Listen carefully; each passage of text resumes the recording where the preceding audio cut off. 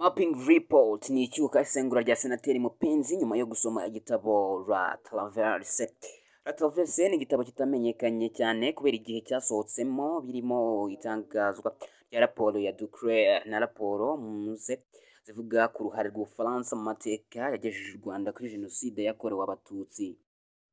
Icyo gitabo cyaje mu gihe cy'inkuru y'urugendo rwa Perezida Emmanuel Macron mu Rwanda rwazahuye umubano w'ibihugu byombi nyuma y'imyaka myinshi birebana ay'ingwe. La Traverse ni igitabo cy'umunyamakuru w'Umufaransa Patrick de Saint-Exupéry ufite ubunararibonye mu gukora inkuru zicukumbuye. Yakoreye ibinyamakuru bikomeye birimo Le Figaro, ari nabyo byatumye ubwo jenoside yakorerwaga Abatutsi yabaga agera mu Rwanda akibonera imbonankubone ubugome yakoranye. Patrick de Saint-Exupéry niwe munyamakuru watumye François Mitterrand wayoboraga Ubufaransa mu mwaka w'1994 yinyuramo agashyira ukuri kwe hanze ku buryo atemera jenoside yakorewe Abatutsi.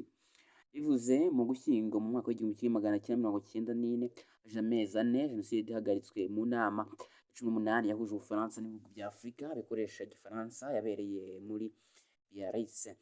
Patrick de Saint-Exupéry yabajije Mitterrand icyo avuga kuri jenoside yabaye mu Rwanda, undi amusubiza agira ati muravuga iyihe jenoside? Muravuga iriya Abahutu bakoreye Abatutsi cyangwa iy'Abatutsi bakoreye Abahutu? Ubuhakanyi bwa Mitterrand bwabaye nk'umuriro mu gihuru. Ubu umutaka ukomeye utwikira abanzi b'ubuyobozi u Rwanda n'abandi bafite ipfunwe ry'uruhare rwabo muri jenoside yakorewe Abatutsi. Amagambo ya Mitterrand ni nayo atangira igitabo cya Patrick de Saint-Exupéry, aho avuga ku kinyoma cya jenoside yakorewe Abahutu cyatangiye mu biro bya Mitterrand. Senateri Mupenzi George ni umwe mu basomye igitabo cya Traverse kugira ngo hamenye ukuri kw'ikinyoma kimaze imyaka isaga 27 cyanabaye inkomoko ya raporo ya Loni yo mu mwaka wa 2010 itaragiye hanze yiswe Mapping Report.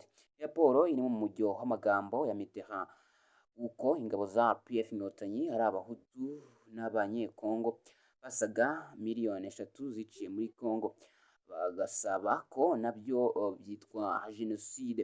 Inkuru bijyanye na jenoside yakorewe Abahutu, itwikwa ry'umurambo Habyarimana, Opération Turquoise, ikiganiro na Saint-Exupéry.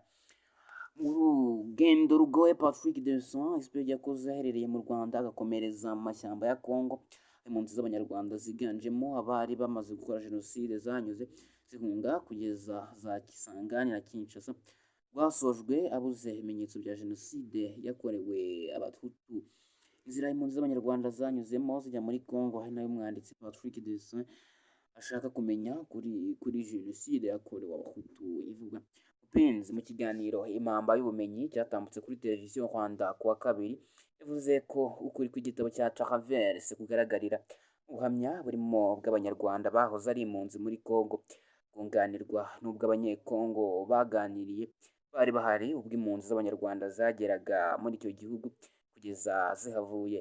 Ati abo yaganiriye nabo ni abantu bajijutse, n'abapadiri n'abashakashatsi n'abandi bose bavuga ari kumvikana, ni abantu bo kwizerwa, aho umuntu akubwira ati igihe iki n'iki byari bimeze gutya, hapfiriye abantu, abishwe n'inzara n'inyota, byose barabivuga. Icyo gitabo abatangabuhamya ntibahakana ko hari impunzi zaguye muri Kongo, gusa berekana ko hari abishwe n'indwara n'umunaniro mu mashyamba ya Kongo, abishwe n'interahamwe n'abasirikari ba ex-FAR iyo babaga hari ibyo batumvikanyeho. Hari n'abaguye mu mirwano kuko bari bari kumwe n'ingabo zifite intwaro zasakirana n'izindi hagapfa abantu. Hari kandi abandi bagiye bagera mu duce runaka twa Kongo bakahaguma bagatura. Senateri Mupenzi avuga ko hari n'aho impunzi zageze aho zicana hagati yazo. Ati abari impunzi muri ayo mashyamba bavuga ko hari aho bageze bakabona indi sura ya jenoside. Ntabwo icyo gihe batekerezaga ko hakiri bamwe batangiye kwibonamo abanyenduga, bibonamo ababeshyi, babonamo abafite amazuru maremare, abananutse n'ibindi. Abasirikari bari bafite za grenade ku buryo iyo bageraga ahantu bakabona hari abashaka gusubira mu Rwanda baraziteraga kugira ngo babatere ubwoba. mu gihe inkuru zakwirakwijwe zivuga ko hari abahutu biciwe mu mashyamba ya Kongo.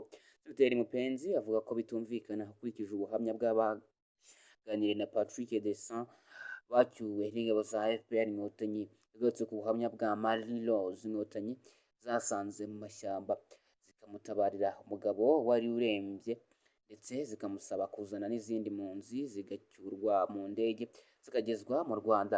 Muri icyo gihe hacyuwe impunzi zisaga miliyoni 2. Senateri Mupenzi yavuze ko kuri kwa Traverse kwamukoze ku mutima, akemeza kumenyekanisha kuko igitabo ari umutungo ukomeye ku Banyarwanda.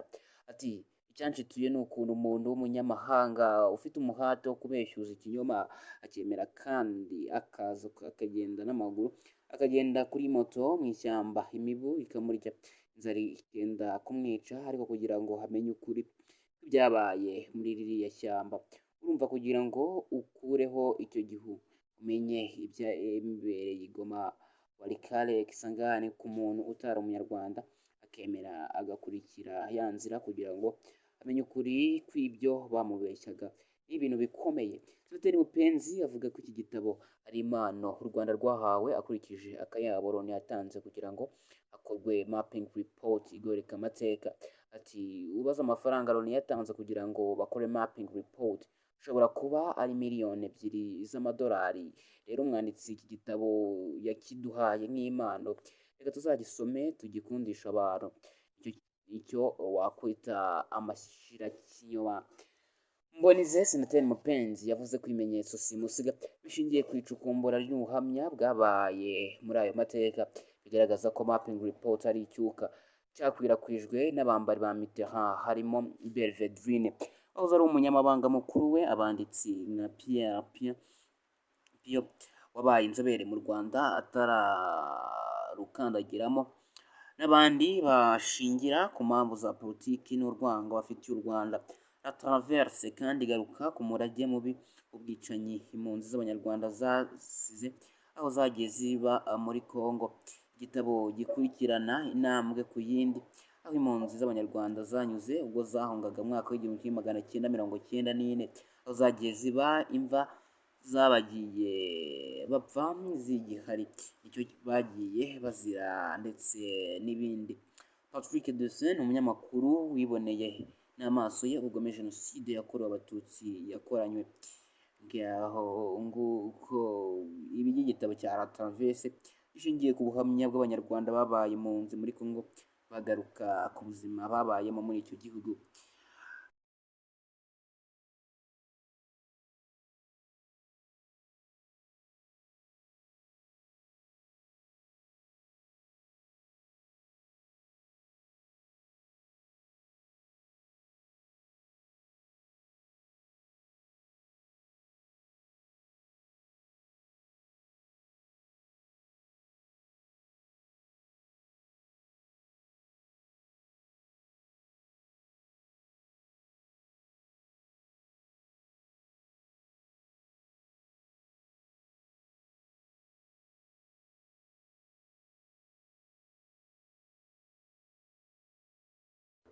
Ubukangurambaga bwa RNC muri Uganda bwatangiye gukorerwa no mu biriyo.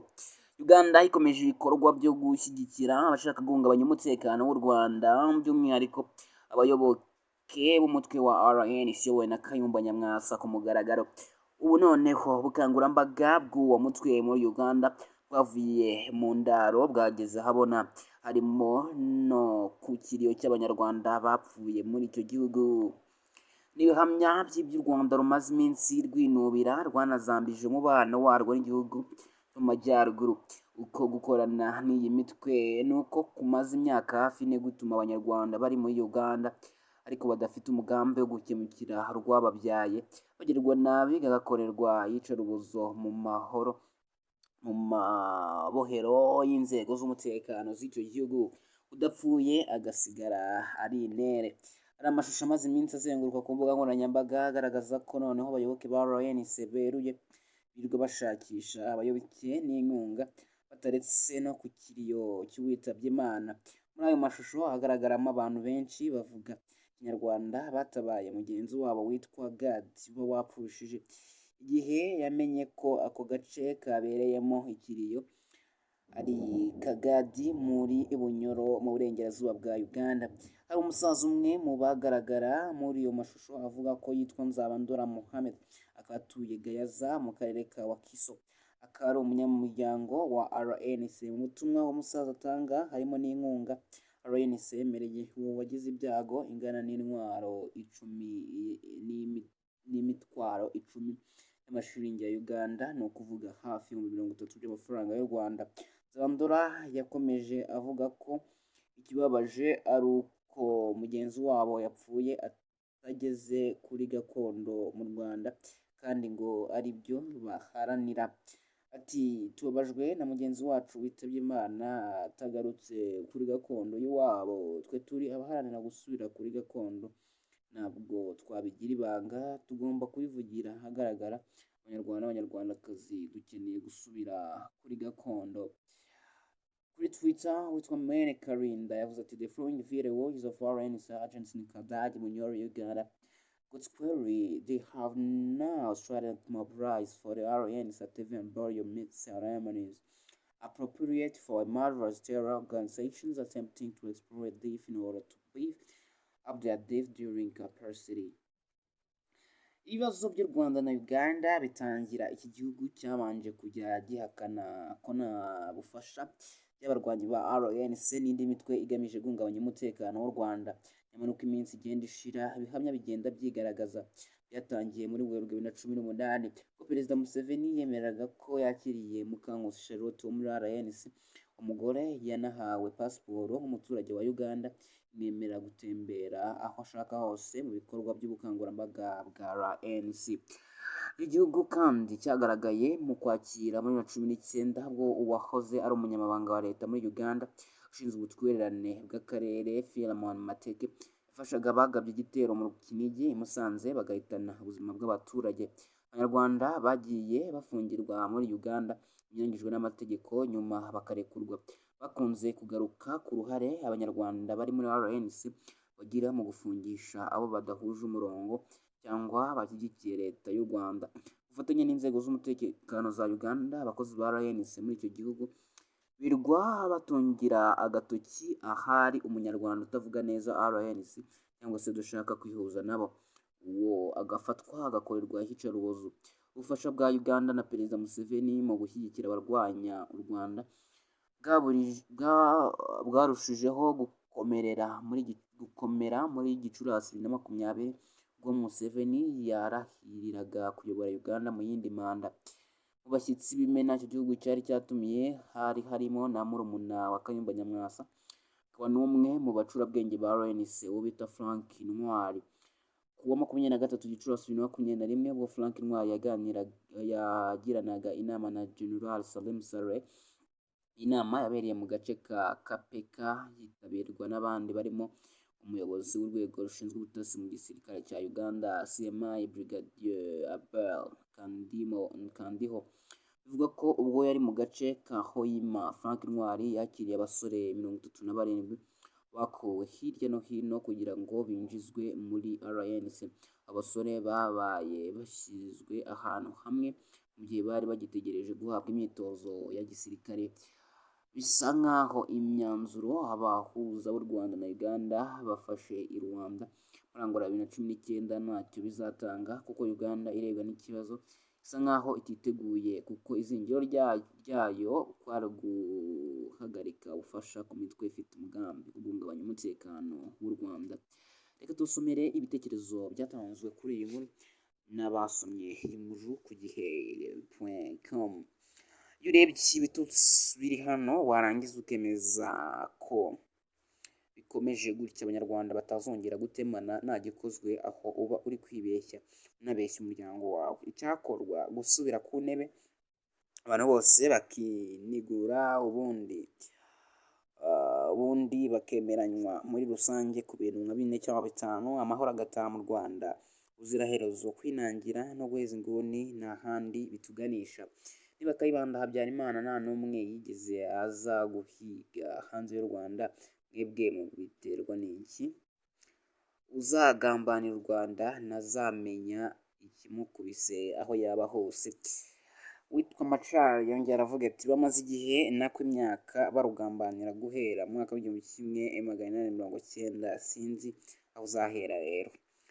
Paul Hababimana ati Ufaransa, United Kingdom, United States of America, Canada, Bubiligi, Tanzania, Zambia, etc nta mpunzi bagira, naho twe nta pfunwe duterwa no kubona abenegihugu bahunga buri munsi, turinjije pay nta myaka 100. Olivier ati kandi se aya mashusho mwayakuye he? Nimwe mutuma abanyarwanda bahohoterwa abandi bagafungwa, n'abashinja ubutasi nimugahakane kuko ibi ni ibimenyetso bifatika. Witwa Emi ati ibi biteye ubwoba kabisa, nyamwasa ko urwanya ugafata igihugu ukongera ukayabangira ingata, watuje ukabanza ukumva neza ko ibibazo bitarangizwa n'ibindi bibazo ahubwo bikemurwa n'ibisubizo. Ese uramutse uteye ukanafata igihugu usibye ko bitanabaho, ntiwakongera kwiruka uzirikana neza amaraso y'abana b'abanyarwanda amenekera mu ntambara warwanye ukiri muto ubu umusaza? Kweri wakwisaziye neza ukinywera amata y'inka zawe ugatuza? Uko ukomeza guhangayikisha abanyarwanda urahemukira urubyaro rwawe kuko nirwo ruzasigara rubiryora wowe ugiye kwipfira. Ngira ngo intsinzi wariye irahagije ibindi baragushuka. Uwitwa Bosco yagize ati abanyarwanda twiteguye guhangana namwe mwankozi z'ibibi mwe, murajya gushyingura mwigisha abantu kwanga igihugu cyababyaye. Ndebera nka kariya kagabo n'ikibikote ngo karaharanira gusubira kuri gakondo. Imbwa zishe abantu none zirazana imikino. Iki gihugu cyaratuvunnye kugira ngo tugikize imbwa nkamwe. Twiteguye guharanira ko gihorana amahoro n'iterambere kigezeho. Umugabo ati rukeba niba urushaho kuyikunda uzajyeyo yenda bakurutsa iyo ngengabitekerezo ukagarukira rwakubyaye, cyangwa bakagukebegura yenda wabona ko u Rwanda ari rwiza. Rukeba ati uwo muharabika Uganda ndushaho kuyikunda kandi narayibamo. Gusa abantu bamaze kwicirwa hanze y'u Rwanda cyangwa bagashimutwa, ibi si amahano atarigeze aba mu Rwanda. Wagira ngo ni Kanjogera na Musinga bagarutse kugutorongeza bikaba bidahagije bakaguhiga kugira ngo bakurandure burundu. Museveni nakomeze kwatsa umuriro aduke umwanya tuyore ibidolari i Kampala aho nzajya gucaginga ndahazi. Kayitare Sunday ati ngo arashaka gusubira kuri gakondo. Sawa, mutange amafaranga yanyu bayagure amazu yabo muri South Africa, abana babo bajye kwiga muri Amerika, ahasigaye mwohereze abana banyu mu mashyamba n'ahandi bashire. Ngo urashaka gusubira kuri gakondo? Ko ushaje waretse wa musaza we, komeza turakubonye n'utubonye, ahubwo bagucunge wasanga nawe ubarizwa muri ba bandi bateye ibisasu Kampala ukaba ujijisha. Witwa Bebe ati ariko se reka mbaze, aho kwiga ukuntu abanyarwanda twabana neza tutihana ibigarasha intera hamwe Nyarwanda itisi Kigali mbona ita umwanya mu kwandika gusa na strategy ihari yo guhuza abantu, kandi murabizi kundusha ko niyo waba ufite igisirikare gikomeye gute abenegihugu bacitsemo ibice igisirikare ntacyo cyamara kuko cyo gishinzwe abenegihugu. Abanyarwanda mbona igihe mwaba mu bigambo mukandika inkuru zifite ibisubizo kuko abo muvuga abanyarwanda naho bazajya niba bashaka gutaha bazataha of course nta kabuza. Majyambere ati barabashuka kwa Museveni nimushaka mumwime amatwi, ubundi se ninde wababujije gutaha ko u Rwanda nta mpunzi rugifite?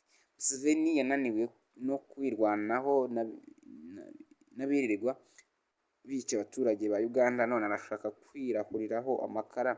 Ibyo abizi neza ko RDF ikomeye.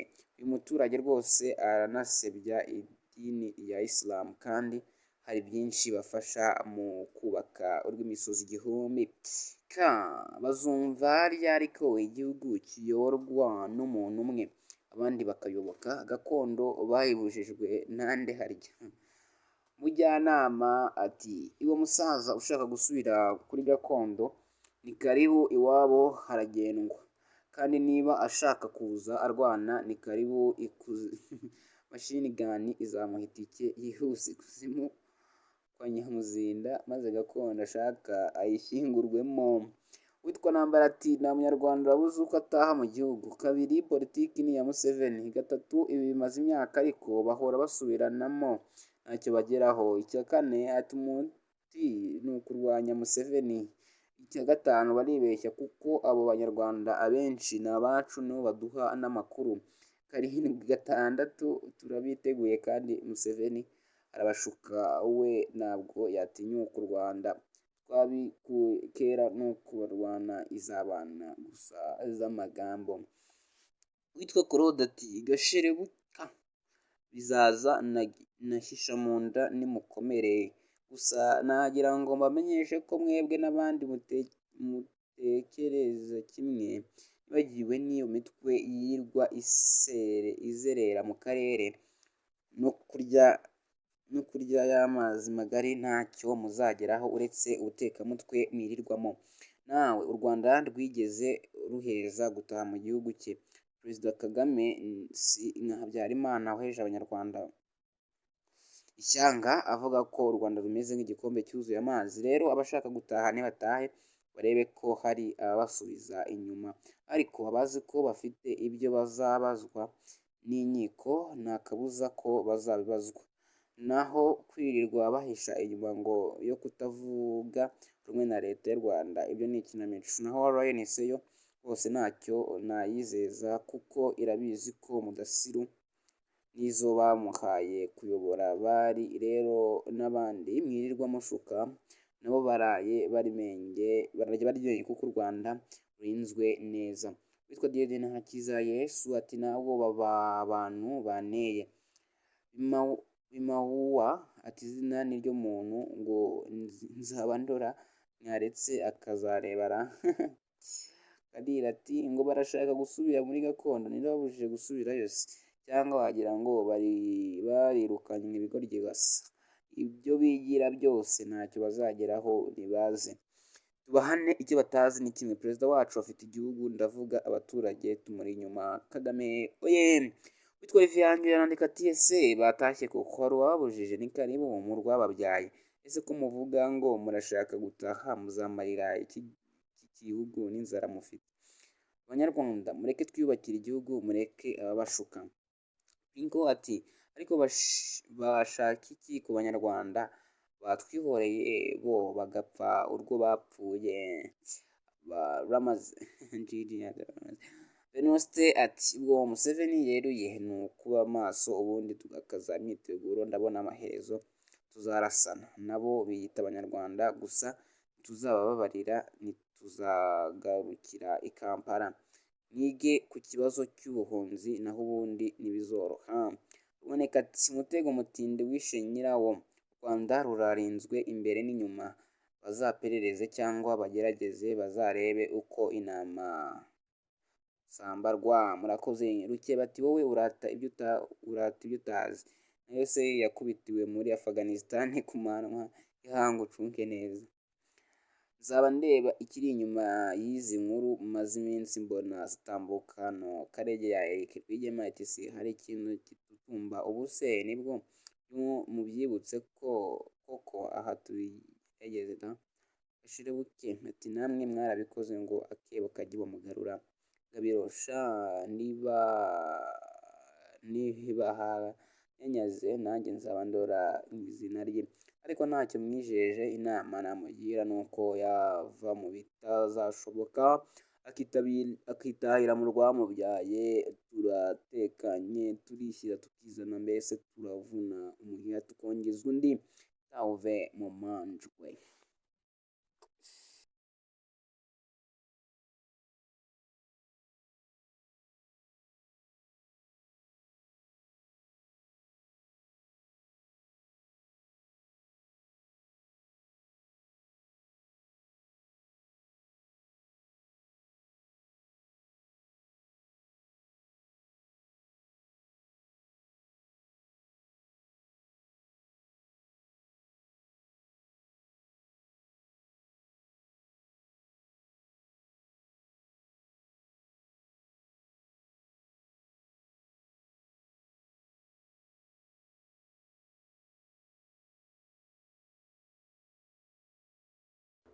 ubukangurambaga bwa RNC muri Uganda bwatangiye gukorerwa no mu biriyo.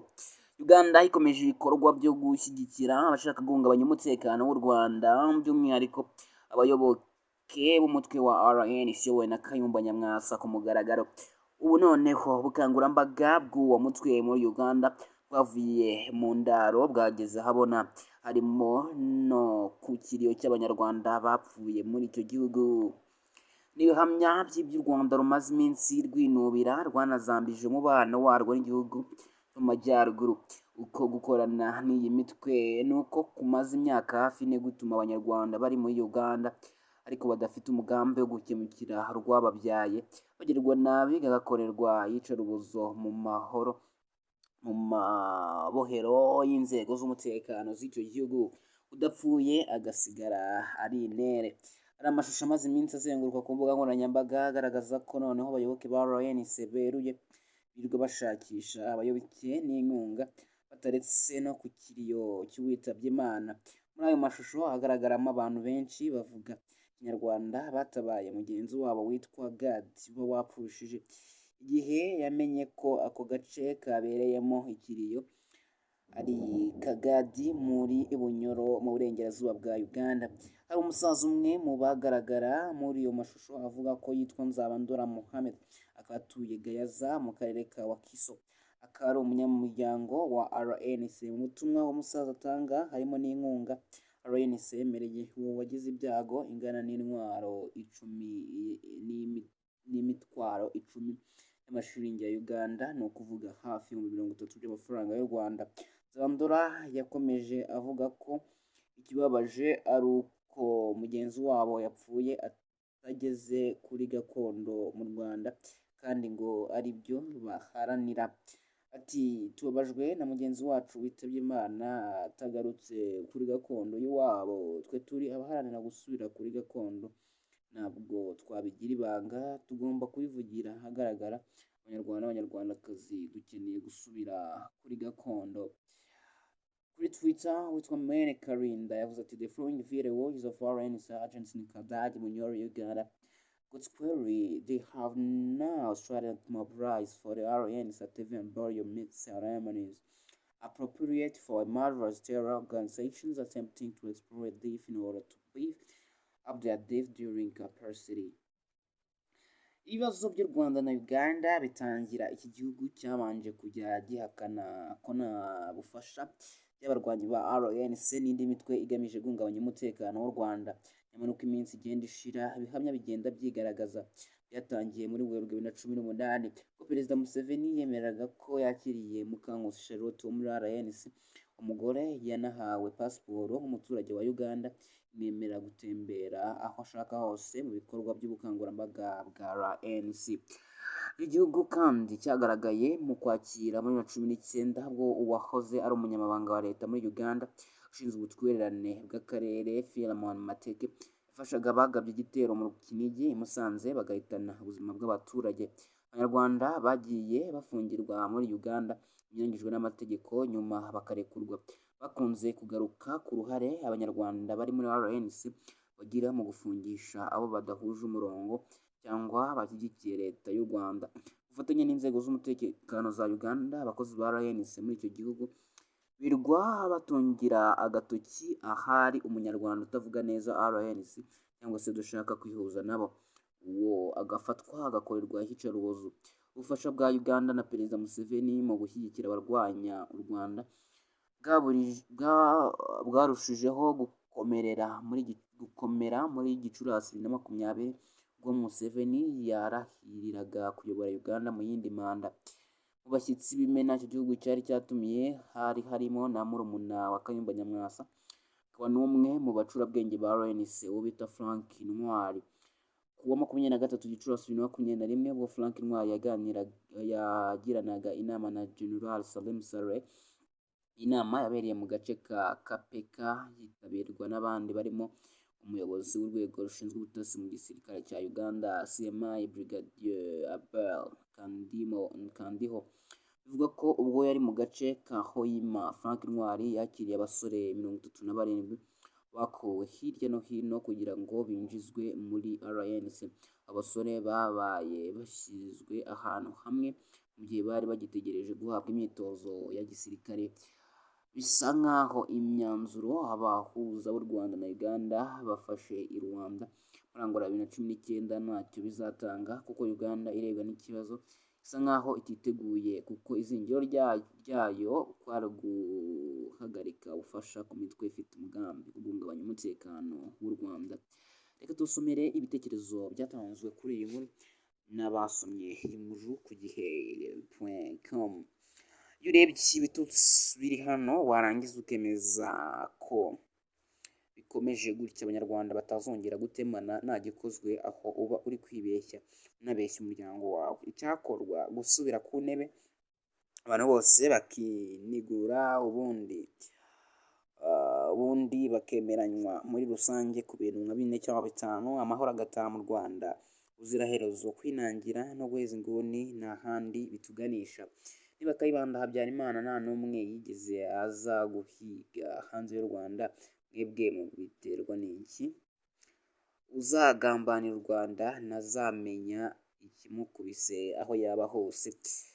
Witwa Macari yongera aravuga ati bamaze igihe nako imyaka barugambanira guhera mu mwaka w'1890, sinzi aho uzahera rero. Paul Hababimana ati Ufaransa, United Kingdom, United States of America, Canada, Bubiligi, Tanzania, Zambia, RC nta mpunzi bagira, naho twe nta pfunwe duterwa no kubona abenegihugu bahunga buri munsi. Turinjije pay nta myaka 100. Olivier ati kandi se aya mashusho mwayakuye he? Nimwe mutuma abanyarwanda bahohoterwa abandi bagafungwa. N'abashinja ubutasi nimugahakane, kuko ibi ni ibimenyetso bifatika. Witwa Emi ati ibi biteye ubwoba kabisa. Nyamwasa ko urwanya ugafata igihugu ukongera ukayabangira ingata, watuje ukabanza ukumva neza ko ibibazo bitarangizwa n'ibindi bibazo, ahubwo bikemurwa n'ibisubizo. Ese uramutse uteye ukanafata igihugu, usibye ko bitanabaho, ntiwakongera kwiruka uzirikana neza amaraso y'abana b'abanyarwanda amenekera mu ntambara warwanye ukiri muto, ubu umusaza kweri wakwisaziye neza ukinywera amata y'inka zawe ugatuza. Uko ukomeza guhangayikisha abanyarwanda urahemukira urubyaro rwawe, kuko nirwo ruzasigara rubiryora wowe ugiye kwipfira. Ngira ngo intsinzi wariye irahagije, ibindi baragushuka. Uwitwa Bosco yagize ati abanyarwanda twiteguye guhangana namwe mwankozi z'ibibi mwe. Murajya gushyingura mwigisha abantu kwanga igihugu cyababyaye. Ndebera nka kariya kagabo n'ikibikote ngo karaharanira gusubira kuri gakondo. Imbwa zishe abantu none zirazana imikino. Iki gihugu cyaratuvunnye kugira ngo tugikize imbwa nkamwe. Twiteguye guharanira ko gihorana amahoro n'iterambere kigezeho. Umugabo ati rukeba niba urushaho kuyikunda uzajyeyo, yenda bakurutsa iyo ngengabitekerezo ukagarukira rwakubyaye, cyangwa bakagukebegura yenda wabona ko u Rwanda ari rwiza. Rukeba ati uwo muharabika Uganda ndushaho kuyikunda kandi narayibamo. Gusa abantu bamaze kwicirwa hanze y'u Rwanda cyangwa bagashimutwa, ibi si amahano atarigeze aba mu Rwanda. Wagira ngo ni Kanjogera na Musinga bagarutse kugutorongeza, bikaba bidahagije bakaguhiga kugira ngo bakurandure burundu. Museveni nakomeze kwatsa umuriro aduke umwanya tuyore ibidolari i Kampala, aho nzajya gucaginga ndahazi. Kayitare Sunday ati ngo arashaka gusubira kuri gakondo. Sawa, mutange amafaranga yanyu bayagure amazu yabo muri South Africa, abana babo bajye kwiga muri Amerika, ahasigaye mwohereze abana banyu mu mashyamba n'ahandi bashire. Ngo urashaka gusubira kuri gakondo, ko ushaje waretse wa musaza we, komeza tuwakubonye n'utubonye, ahubwo bagucunge wasanga nawe ubarizwa muri ba bandi bateye ibisasu Kampala ukaba ujijisha. witwa bebe ati ariko se reka mbaze aho kwiga ukuntu abanyarwanda twabana neza tutihana ibigarasha intera hamwe nyarwanda itisi Kigali mbona ita umwanya mu kwandika gusa na strategy ihari yo guhuza abantu kandi murabizi kundusha ko niyo waba ufite igisirikare gikomeye gute abenegihugu bacitsemo ibice igisirikare ntacyo cyamara kuko cyo gishinzwe abenegihugu abanyarwanda mbona igihe mwaba mu bigambo mukandika inkuru zifite ibisubizo kuko abo muvuga abanyarwanda naho bazajya niba bashaka gutaha bazataha of course nta kabuza. Majyambere ati barabashuka kwa Museveni nimushaka mumwime amatwi ubundi se ninde wababujije gutaha ko u Rwanda nta mpunzi rugifite?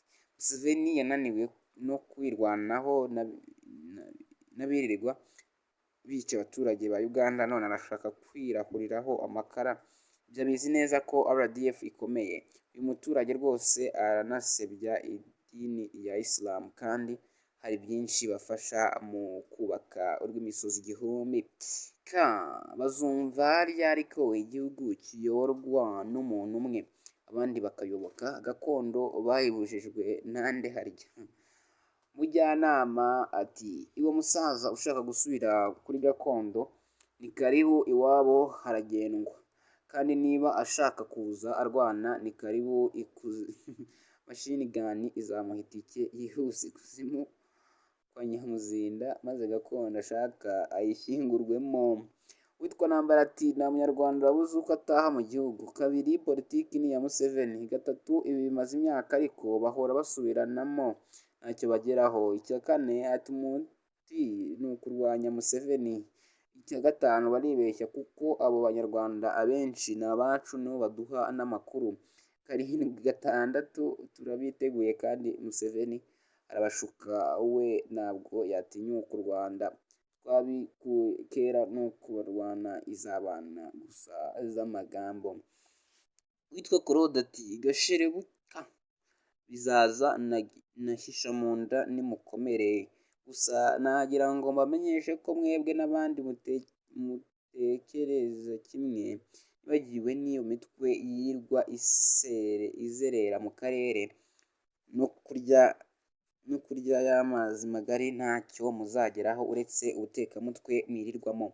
Nawe u Rwanda rwigeze ruheza gutaha mu gihugu cye. Perezida Kagame si nka Habyarimana waheje abanyarwanda ishyanga avuga ko u Rwanda rumeze nk'igikombe cyuzuye amazi. Rero abashaka gutaha ntibatahe barebe ko hari ababasubiza inyuma ariko abazi ko bafite ibyo bazabazwa n'inkiko nta kabuza ko bazabibazwa. Naho kwirirwa bahisha inyuma ngo yo kutavuga rumwe na leta y'u Rwanda ibyo ni ikinamico. Naho RNC yo bose ntacyo nayizeza kuko irabizi ko Mudasiru n'izo bamuhaye kuyobora bari rero n'abandi mwirirwa mushuka nabo baraye baryenge kuko u Rwanda rurinzwe neza.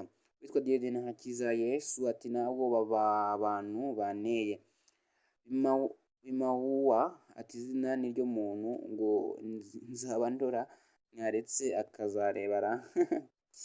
Kadira ati ngo barashaka gusubira muri gakondo ntibabujije gusubira yose cyangwa wagira ngo barirukanye ibigoryi basa ibyo bigira byose ntacyo bazageraho nibaze tubahane. Icyo batazi ni kimwe, perezida wacu afite igihugu ndavuga abaturage tumuri inyuma. Kagame oye. Witwa Riviyange yarandika ati ese batashye kuko wari wababujije ni karibu mu rwababyaye ese ko muvuga ngo murashaka gutaha muzamarira iki gihugu n'inzara mufite. Abanyarwanda mureke twiyubakire igihugu mureke ababashuka.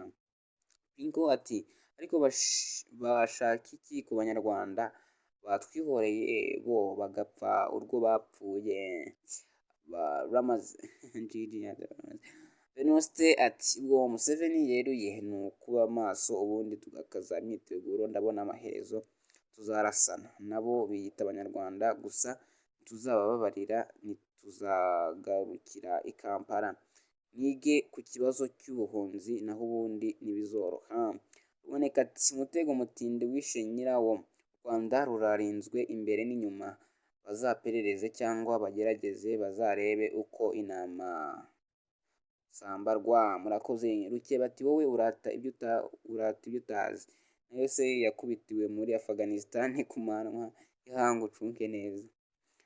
Nzaba ndeba ikiri inyuma y'izi nkuru maze iminsi mbona zitambuka hano. Karege ya Eric Rwigema ati si hari ikintu kitutumba ubu se nibwo mubyibutse ko koko aha tubigeze da ashire buke ati namwe mwarabikoze ngo akebo kajye bamugarura gabirosha niba yanyaze nanjye nzaba ndora izina rye, ariko ntacyo mwijeje. Inama namugira nuko yava mu bitazashoboka akitahira mu rwamubyaye. Turatekanye turishyira tukizana, mbese turavuna umuhiha tukongeza undi ntawuve mu manjwe.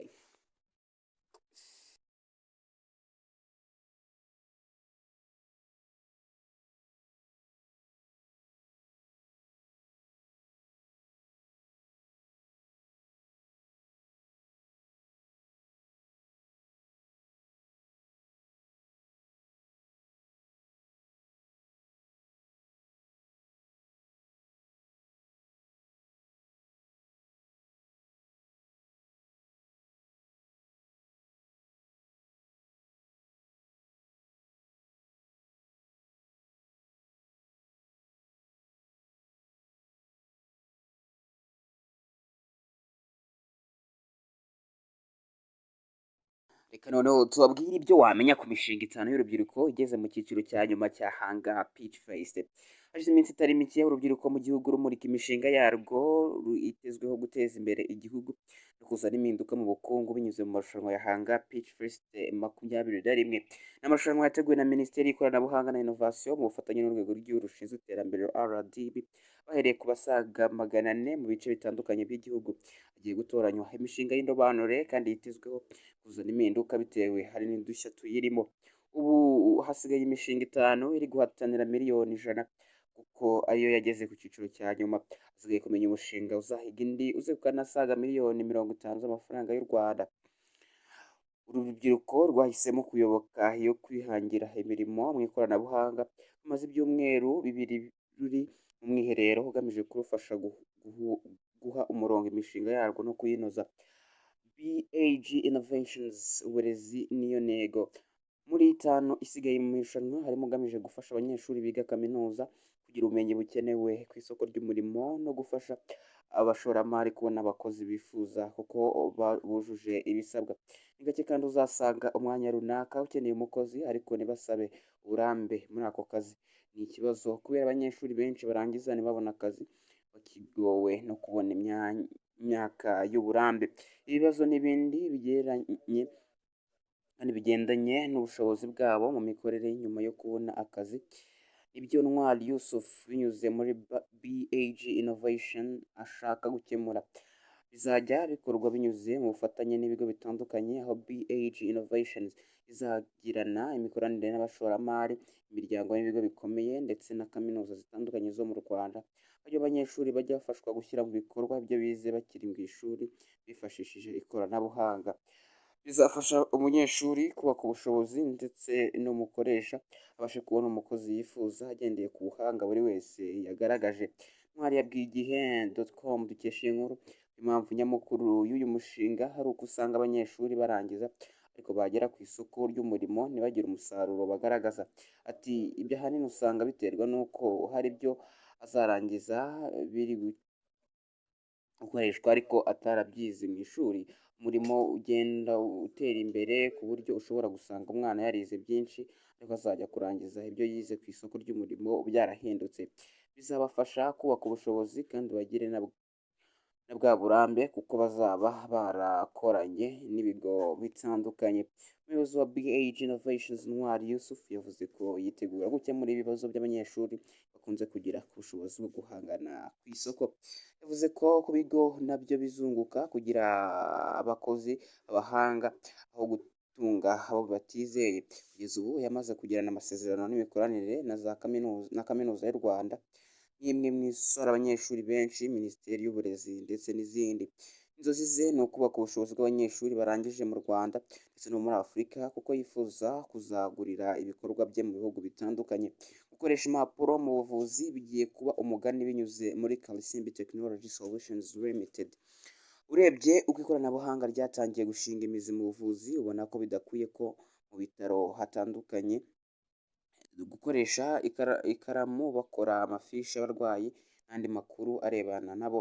Kalisimbi Technology yifuza ko amavuriro yajya abika amakuru y'abarwayi mu buryo bw'ikoranabuhanga binyuze muri porogaramu cyangwa se software ishyirwa muri mudasobwa zo mu bitaro, ku buryo zizajya zihuza amakuru. Ibitaro bikoresheje iyi porogaramu ifasha kwihutisha itangwa rya serivisi. Amakuru aba yizewe, umutekano wayo ku buryo byorohereza abakurikirana ubuzima bw'umurwayi kugeza asohotse mu bitaro. Igitego Angelo watangije uwo mushinga nyuma yo kubona uko bakora kwa muganga, asiragizwa no gushaka amafishi y'abarwayi agamije gukemura ibi bibazo. Ati byaturutse ku buryo nanjye naciyemo, bibaho ku bantu barwara bakajya kwivuza. Iyo ugiye kwivuza uba ushaka ahantu bakuvura ugakira. Igihugu cyubatse ibikorwa remezo birimo amavuriro ndetse n'abaganga barahari, ariko wajya kwivuza ugasanga hari ikibazo byo gutinda ku murongo. Biterwa ahanini no gushaka amafishi, ariko gukoresha iyi porogaramu bisaba amasegonda 15 kuba umurwayi amaze kwakirwa. Kuva muri 2018 amaze gukorana n'amavuriro 20 harimo ayo mu mujyi wa Kigali, mu burasirazuba no mu burengerazuba. Icyiza cyo gukoresha iyi porogaramu muri mudasobwa ntibisaba kuba ufite internet, bivuze ko n'aya mavuriro yo mu bice by'ibyaro ashobora kuyihabwa kandi igakora neza. Igitego Angelo watangije umushinga ugamije guca burundu impapuro mu buvuzi. AFRWNO mu isura yo kubumbatira umuco. Cyuzuzo Diane na Tuyishimire Igeno Thierry batekereje uburyo babyaza umusaruro gukora ibihangano bigezweho biri mu ishuri y'ibikoresho ndangamateka by'umuco nyarwanda. Bifashishije ikoranabuhanga bakora amatara afite ishusho y'uducuma twa kera. Hari amatara akozwe mu gaseke ku buryo umuntu ashobora kugira ngo ni agaseke kandi ari amatara. Radiyo ikozwe mu ishusho y'akebo, ndetse n'iyo bateganya gukora ikozwe mu ishusho y'ingoma. Cyuzuzo yabwiye Igihe dukesha inkuru ko bagamije gutuma abanyarwanda barushaho kumenya umuco wabo ndetse n'abateka cyane urubyiruko.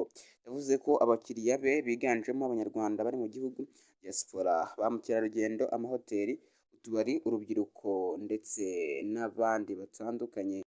Yavuze ko nk'umukobwa uri muri bake batinyutse kwihangira imirimo mu ikoranabuhanga bimutera imbaraga, nubwo yabanje gucibwa intege. Ashishikariza abagenzi be kumva ko bashoboye. Cyuzuzo Diane yemeje gusigasira umuco nyarwanda binyuze mu bihangano bye. African Farmers Market mu guteza imbere ubuhinzi. Africa Farmers Market ni sosiyete nshya igamije gufasha abahinzi kubona isoko ry'umusaruro wabo. Gisha Norman ari kwiga mu Buyapani ibijyanye no guteza imbere ubuhinzi. Yabonye ko ubuhinzi mu Rwanda bukiri ku rwego rwo hasi, yemeza gutanga umusanzu we. Yahisemo gushinga ikigo gifasha abahinzi kubona amasoko y'umusaruro wabo batavuye aho bari. Abifuza ibikomoka ku buhinzi nabo bagafashwa kubona aho babibariza. Uburyo bw'ikoranabuhanga bugamije gufasha abahinzi kuranga umusaruro wabo no kumenya amakuru y'ahandi birebana n'ibiciro ku isoko. Mugisha afite gahunda yo gushyiraho uburyo buhuriweho bwakoreshwa n'abatuye no mu bice by'ibyaro badafite internet cyangwa smartphone, aho bashyirirwaho umurongo bajya banyuraho bashaka kumenyekanisha ibicuruzwa byabo, icyo bita USSD code. Hari kandi gukora porogaramu ishyirwa muri telefone, mobile apps, imufasha kubona serivisi zitangwa na African Farmers hagamijwe guhuzwa n'abaguzi b'umusaruro. Mu rwego rwo gufasha abahinzi kugeza umusaruro ku isoko, Mugisha Norman yiyemeje gutangiza African Farmers Market. Ubukorikori bugize mikora batiri zifashishijwe n'iminara muri Second Life Storage Limited. Berwa Rayandre washinze Second Life Storage avuga ko bongera guha ubuzima batiri zapfuye zigakora, kuko akenshi zijugunywa zigifite nibura ubushobozi bwo gukora bugeze kuri 70%. yagize ati icyo dukora ni ugufata izo batiri tukazisubiza ubuzima tukazikuramo izindi zo kubika umuriro. Yagaragaje ko muri batiri za mudasobwa, imirasire y'izuba, ibinyabiziga n'ibindi bishaje bazikora mu ikoranabuhanga ryabo ku buryo zakoreshwa mu minara y'itumanaho. Inyungu zirimo gukoresha batiri bizagabanya igiciro cy'ibyagendaga ku bakoresha moteri. Izi batiri zishobora kwifashishwa mu minara, inganda, inzu z'ubucuruzi n'ahandi hose umuntu ashobora kuba yakenera gukoresha za moteri. Rwanda yavuze ko batiri zikunze kujugunywa zigifite ubuzima, bityo bazibyazamo izindi zikifashishwa mu minara. Ngayo nguko.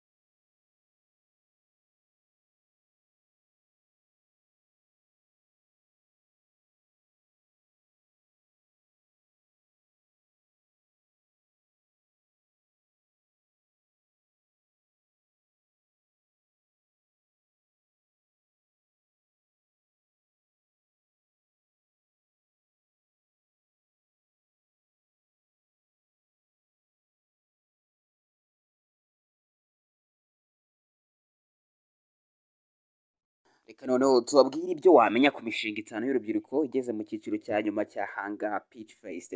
Hashize iminsi itari mike urubyiruko mu gihugu rumurika imishinga yarwo itezweho guteza imbere igihugu no kuzana impinduka mu bukungu binyuze mu marushanwa ya Hanga Pitch Fest 2021. Ni amarushanwa yateguwe na Minisiteri y'Ikoranabuhanga na Innovation mu bufatanye n'urwego rw'igihugu rushinzwe iterambere RDB, bahereye ku basaga 400 mu bice bitandukanye by'igihugu. Hagiye gutoranywa imishinga y'indobanure kandi yitezweho kuzana impinduka bitewe hari n'udushya tuyirimo. Ubu hasigaye imishinga 5 iri guhatanira miliyoni 100 kuko ariyo yageze ku cyiciro cya nyuma. Hasigaye kumenya umushinga uzahiga indi uzegukana asaga miliyoni 50 z'amafaranga y'u Rwanda. Uru rubyiruko rwahisemo kuyoboka iyo kwihangira imirimo mu ikoranabuhanga, rumaze ibyumweru 2 ruri mu mwiherero ugamije kurufasha guha umurongo imishinga yarwo no kuyinoza. BAG Innovations, uburezi niyo ntego. Muri 5 isigaye mu irushanwa harimo ugamije gufasha abanyeshuri biga kaminuza kugira ubumenyi bukenewe ku isoko ry'umurimo no gufasha abashoramari kubona abakozi bifuza kuko bujuje ibisabwa. Ni gake kandi uzasanga umwanya runaka ukeneye umukozi ariko ntibasabe uburambe muri ako kazi. Ni ikibazo kubera abanyeshuri benshi barangiza ntibabone akazi, bakigowe no kubona imyaka y'uburambe. Ibibazo n'ibindi bigendanye n'ubushobozi bwabo mu mikorere nyuma yo kubona akazi, ibyo Ntwari Yusuf binyuze muri BAG Innovation ashaka gukemura. Bizajya bikorwa binyuze mu bufatanye n'ibigo bitandukanye, aho BAG Innovations izagirana imikoranire n'abashoramari, imiryango n'ibigo bikomeye ndetse na kaminuza zitandukanye zo mu Rwanda, aho abanyeshuri bajya bafashwa gushyira mu bikorwa ibyo bize bakiri mu ishuri bifashishije ikoranabuhanga. Bizafasha umunyeshuri kubaka ubushobozi ndetse n'umukoresha abashe kubona umukozi yifuza agendeye ku buhanga buri wese yagaragaje. Ntwari yabwiye igihe.com dukesha iyi nkuru impamvu nyamukuru y'uyu mushinga hari uko usanga abanyeshuri barangiza ariko bagera ku isoko ry'umurimo ntibagire umusaruro bagaragaza. Ati ibyo ahanini usanga biterwa n'uko hari ibyo azarangiza biri gukoreshwa ariko atarabyize mu ishuri. Umurimo ugenda utera imbere ku buryo ushobora gusanga umwana yarize byinshi ariko azajya kurangiza ibyo yize ku isoko ry'umurimo byarahindutse. Bizabafasha kubaka ubushobozi kandi bagire na bwa burambe kuko bazaba barakoranye n'ibigo bitandukanye. Umuyobozi wa BAG Innovations Ntwari Yusuf yavuze ko yitegura gukemura ibibazo by'abanyeshuri bakunze kugira ku bushobozi bwo guhangana ku isoko. Yavuze ko ku bigo nabyo bizunguka kugira abakozi abahanga aho gutunga abo batizeye. Kugeza ubu yamaze kugirana amasezerano n'imikoranire na kaminuza y'u Rwanda n'imwe mu isora abanyeshuri benshi, Minisiteri y'Uburezi ndetse n'izindi. Inzozi ze ni ukubaka ubushobozi bw'abanyeshuri barangije mu Rwanda ndetse no muri Afurika kuko yifuza kuzagurira ibikorwa bye mu bihugu bitandukanye. Gukoresha impapuro mu buvuzi bigiye kuba umugani binyuze muri Kalisimbi Technology Solutions Limited. Urebye uko ikoranabuhanga ryatangiye gushinga imizi mu buvuzi, ubona ko bidakwiye ko mu bitaro hatandukanye gukoresha ikaramu bakora amafishi y'abarwayi n'andi makuru arebana nabo. Simbi Technology yifuza ko amavuriro yajya abika amakuru y'abarwayi mu buryo bw'ikoranabuhanga binyuze muri porogaramu cyangwa se software ishyirwa muri mudasobwa zo mu bitaro, ku buryo zizajya zihuza amakuru. Ibitaro bikoresheje iyi porogaramu ifasha kwihutisha itangwa rya serivisi, amakuru aba yizewe, umutekano wayo, ku buryo byorohereza abakurikirana ubuzima bw'umurwayi kugeza asohotse mu bitaro. Igitego Angelo watangije uwo mushinga nyuma yo kubona uko bakora kwa muganga asiragizwa no gushaka amafishi y'abarwayi agamije gukemura ibi bibazo. Ati byaturutse ku buryo nanjye naciyemo, bibaho ku bantu barwara bakajya kwivuza. Iyo ugiye kwivuza uba ushaka ahantu bakuvura ugakira. Igihugu cyubatse ibikorwa remezo birimo amavuriro ndetse n'abaganga barahari, ariko wajya kwivuza ugasanga hari ikibazo byo gutinda ku murongo. Biterwa ahanini no gushaka amafishi, ariko gukoresha iyi porogaramu bisaba amasegonda 15 kuba umurwayi amaze kwakirwa. Kuva muri 2018 amaze gukorana n'amavuriro 20 harimo ayo mu mujyi wa Kigali, mu burasirazuba no mu burengerazuba. Icyiza cyo gukoresha iyi porogaramu muri mudasobwa ntibisaba kuba ufite internet, bivuze ko n'aya mavuriro yo mu bice by'ibyaro ashobora kuyihabwa kandi igakora neza. Igitego Angelo watangije umushinga ugamije guca burundu impapuro mu buvuzi. AFRWNO ni isura yo kubumbatira umuco. Cyuzuzo Diane na Tuyishimire Igeno Thierry batekereje uburyo babyaza umusaruro gukora ibihangano bigezweho biri mu ishuri y'ibikoresho ndangamateka by'umuco nyarwanda. Bifashishije ikoranabuhanga bakora amatara afite ishusho y'uducuma twa kera. Hari amatara akozwe mu gaseke ku buryo umuntu ashobora kugira ngo ni agaseke kandi ari amatara. Radiyo ikozwe mu ishusho y'akebo, ndetse n'iyo bateganya gukora ikozwe mu ishusho y'ingoma. Cyuzuzo yabwiye Igihe dukesha inkuru ko bagamije gutuma abanyarwanda barushaho kumenya umuco wabo ndetse n'abateka cyane urubyiruko. Yavuze ko abakiriya be biganjemo abanyarwanda bari mu gihugu, diaspora, ba mukerarugendo, amahoteli, utubari, urubyiruko ndetse n'abandi batandukanye. Yavuze ko nk'umukobwa uri muri bake batinyutse kwihangira imirimo mu ikoranabuhanga bimutera imbaraga, nubwo yabanje gucibwa intege. Ashishikariza abagenzi be kumva ko bashoboye. Cyuzuzo Diane yemeje gusigasira umuco nyarwanda binyuze mu bihangano bye. African Farmers Market mu guteza imbere ubuhinzi. Africa Farmers Market ni sosiyete nshya igamije gufasha abahinzi kubona isoko ry'umusaruro wabo.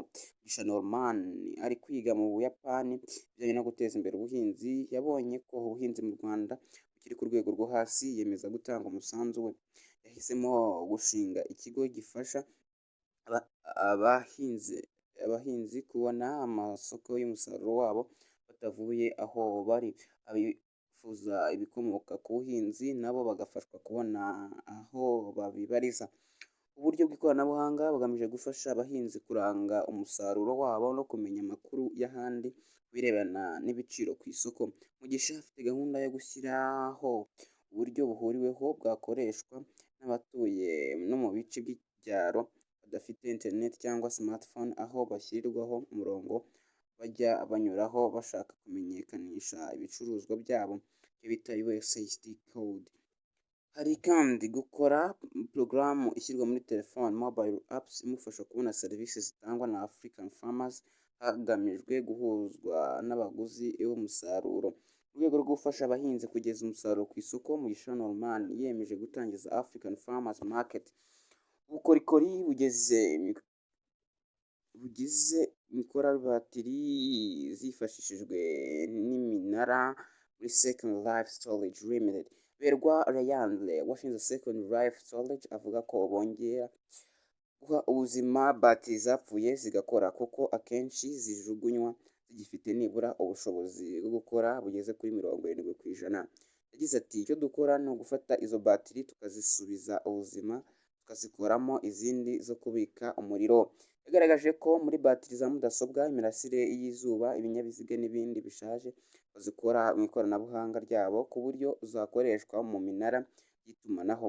Inyungu zirimo gukoresha batiri bizagabanya igiciro byagendaga ku bakoresha moteri Izi batiri zishobora kwifashishwa mu minara, inganda, inzu z'ubucuruzi n'ahandi hose umuntu ashobora kuba yakenera gukoresha za moteri. Rwanda yavuze ko batiri zikunze kujugunywa zigifite ubuzima, bityo bazibyazamo izindi zikifashishwa mu minara. Ngayo nguko.